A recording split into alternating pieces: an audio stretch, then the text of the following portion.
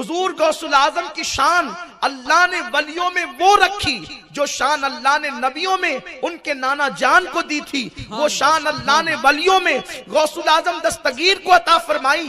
غوث پاک کی ولادت بھی نہیں ہوئی تھی اس وقت امام حسن بصری تقریباً 350 سے 400 سال پہلے کہتے ہیں کہ بغداد میں ایک اللہ کا برگزیدہ بندہ ظاہر ہوگا اور وہ بغداد کی جامع مسجد کے منبر پہ بیٹھ کر کہے گا قدمی حاضی علی رقبت کل ولی اللہ، میرا یہ قدم ہر ولی کی گردن پر ہے، اور وہ ولیوں کا سلطان اور تاجدار ہوگا۔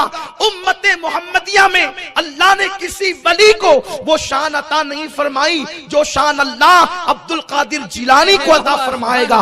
غوث پاک کی ولادت سے پہلے یہ بات ہو رہی ہے۔ اس کے بعد آپ دیکھیں حضرت امام حسن عسکری جس وقت دنیا سے کوچ کرنے لگے، دنیا سے تشریف لے جانے لگے، تو آپ نے آخری مرتبہ جب نماز ادا فرمائی تو اپنا مسلح لپیٹا اور مسلح لپیٹ کر کے اپنے شہزادے کو دیا اور فرمایا جب تمہارا انتقال ہونے لگے تو تم جس کو معتبر سمجھنا یہ مسلح اس کو دینا، جب اس کا انتقال ہونے لگے تو وہ جس کو معتبر سمجھے یہ مسلح اس کو دے، اس کا انتقال ہونے لگے تو یہ مسلح وہ اس کو دے جس کو وہ معتبر سمجھتا ہے۔ کہا بابا یہ مسلح جو منتقل ہوگا تو جائے گا کہاں؟ ارشاد فرمایا بغداد میں ایک بندہ ظاہر ہوگا، اس کا نام عبد القادر جیلانی ہوگا، یہ مسلح اس کو دیا جائے گا۔ اس لیے کہ اللہ تبارک و تعالیٰ نے امت محمدیہ میں کسی ولی کو وہ مقام عطا نہیں کیا جو مقام اللہ عبد القادر جیلانی کو عطا فرمائے گا۔ اور اس کے بعد سید الطائفہ حضرت سیدنا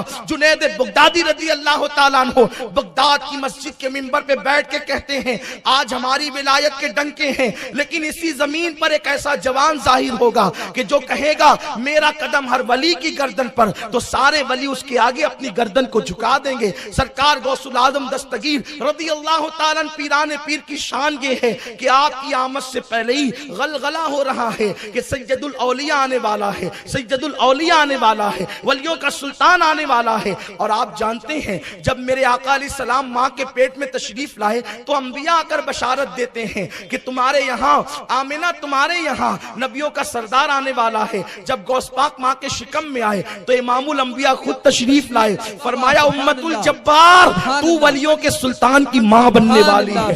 میرے آقا علیہ الصلوۃ و تشریف فرماتے ہیں جب میں ماں کے پیٹ میں 4 مہینے کا تھا حمل کی شکل میں تو میں لوح محفوظ پر چلنے والے قلم کی آواز کو سنا کرتا تھا۔ یہ ان کے نانا کی شان ہے۔ غوث پاک کی شان دیکھیں، ماں کے شکم میں رہ کر کے کس طریقے سے آپ اپنی کرامت کا اظہار کر رہے ہیں۔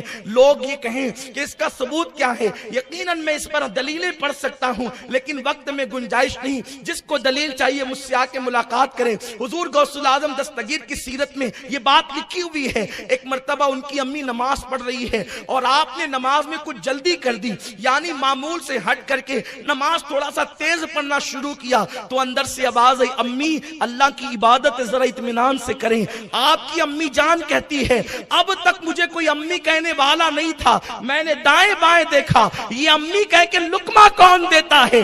یہ میری پوری گفتگو آپ توجہ سے سنیں، اس کا عین بڑا حسین ہوگا، آپ کو پتا چلے گا بھی۔ اللہ اکبر، میرے آقا علیہ السلام کے دیوانوں تمہاری آنکھیں ٹھنڈی ہوگی ابھی۔ اللہ اکبر، غوث العظم دستگیر کی امی کہتی ہے اب تک کوئی امی کہنے والا نہیں تھا، میں نے دائیں بائیں دیکھا امی کہہ کے کون پکار رہا ہے۔ اس لیے کہ امی کہنے والے جو ہے وہ یوں اچانک تھوڑی زمین پر ابل آتے ہیں، یہ آسمان سے تھوڑی برستے ہیں۔ امی کہنے والا 2 سال تک کے دودھ پیتا ہے تب کہیں جا کر لقمت کے ساتھ امی کہتا ہے، لیکن ابھی کوئی دنیا میں یہ امی کہنے والا کون ہے؟ تو کہتی جب پیٹ کی طرف میں نے توجہ کی تو میرے شکم سے آواز آ رہی تھی امی اللہ کی عبادت ذرا اطمینان سے کرنا، دنیا حیران ہے، عبد القادر کا یہ مقام ہے تو نبیوں کے امام کی شان کا عالم کیا ہو۔ نعرہ تکبیر، نعرہ رسالت، جشن غوث اعظم، نگراں سنی دعوت اسلامی۔